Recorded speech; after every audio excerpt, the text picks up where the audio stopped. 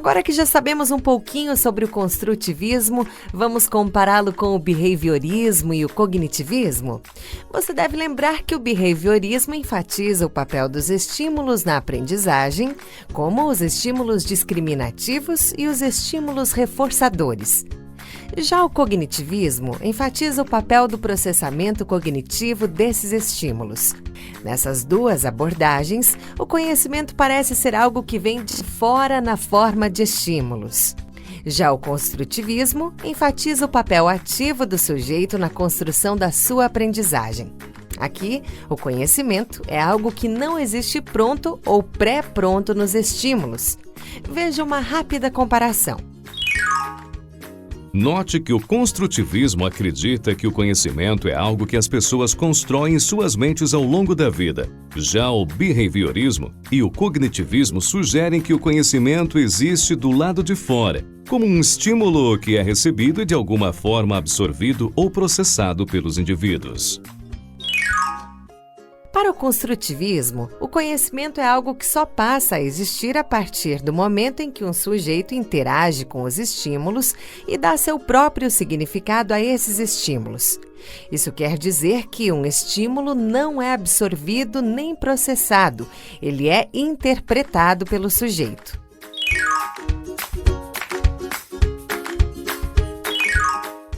Um dos conceitos mais importantes na teoria de Jean Piaget é o conceito de equilibração majorante. Já ouviu falar nisso? Piaget quer descobrir como as pessoas aprendem tudo o que sabem sobre o mundo que as cerca, ou seja, como a criança recém-nascida avança gradualmente do estado de desconhecimento para o estado de conhecimento que terá quando se tornar adulta. Em seus estudos, Piaget desenvolveu a compreensão de que as pessoas têm a necessidade de aprender para poderem se manter em equilíbrio. Meio complicado, não é? Bom, isso quer dizer que as pessoas se sentem melhor quando elas entendem o mundo que as cerca. Dê uma olhada. Sempre que você se depara com algo que não compreende, de alguma forma aquilo te incomoda. Aquilo te desequilibra. Ninguém gosta de não compreender o mundo em que vive. Então, para voltar ao estado de equilíbrio, é preciso fazer alguma coisa. Em geral, nós tomamos uma das seguintes atitudes. Uma atitude muito comum é a negação, ou seja, fingirmos que aquela novidade não nos incomoda. Sabe quando uma pessoa nos diz alguma coisa da qual discordamos e ainda nos mostra uma prova de que ela está certa? Muitas vezes nós tapamos o sol com a peneira. Fingimos que nada aconteceu e que não há nenhum conflito em nossa mente. Uma outra atitude, bem mais inteligente, é tentarmos compreender aquela novidade que nos foi mostrada. A curiosidade é esse nosso impulso em tentar compreender o mundo. Para Piaget, esse processo de compreensão se vale de dois subprocessos irmãos que chamamos de assimilação e acomodação. Veja como eles atuam.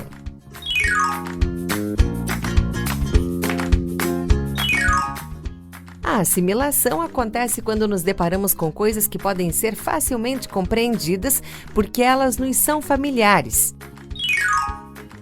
Por exemplo, imagine uma criança de 5 anos que nunca viu uma boneca na vida. Quando ela vê a boneca pela primeira vez, pode achar que se trata de uma pessoa, pois a aparência da boneca é muito semelhante à de um ser humano. Esse processo de reconhecer uma boneca como se fosse uma pessoa chama-se assimilação, ou seja, ela compreende algo novo com base no conhecimento que já possui.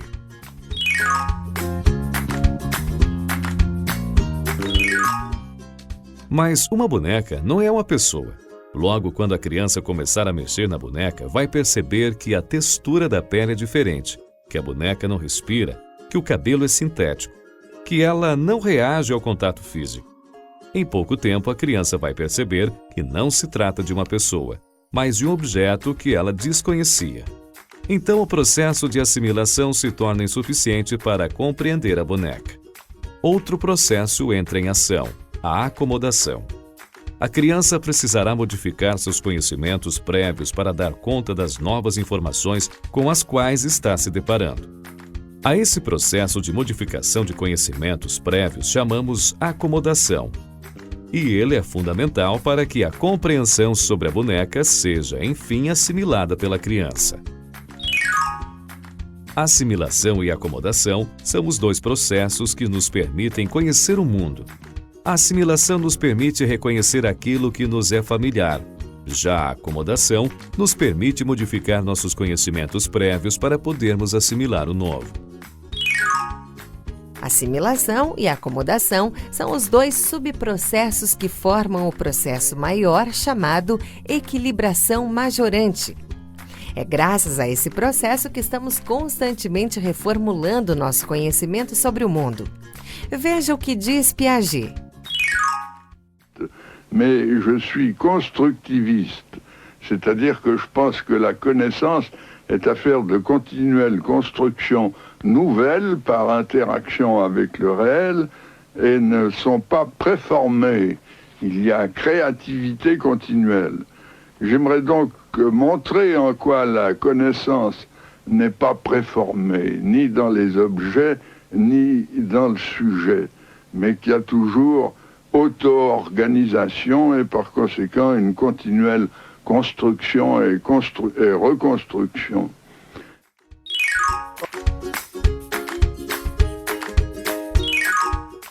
No material sobre o cognitivismo, estudamos as teorias dos esquemas, lembra? Vimos que os esquemas são o nosso repertório de conhecimentos sobre o mundo.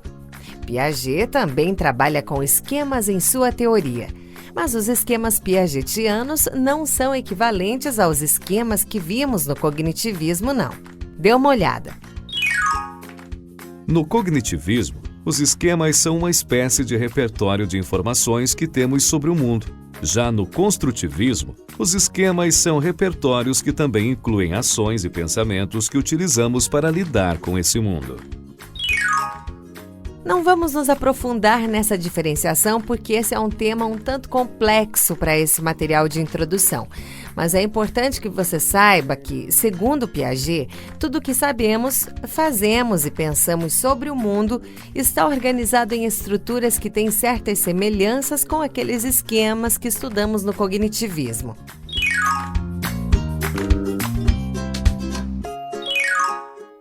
Depois de tudo que vimos, você pode estar se perguntando: será que um bebê de colo constrói seu conhecimento sobre o mundo da mesma forma que um adulto? Bom, para saber a resposta, role a página e acesse a apresentação interativa que está logo abaixo desse vídeo.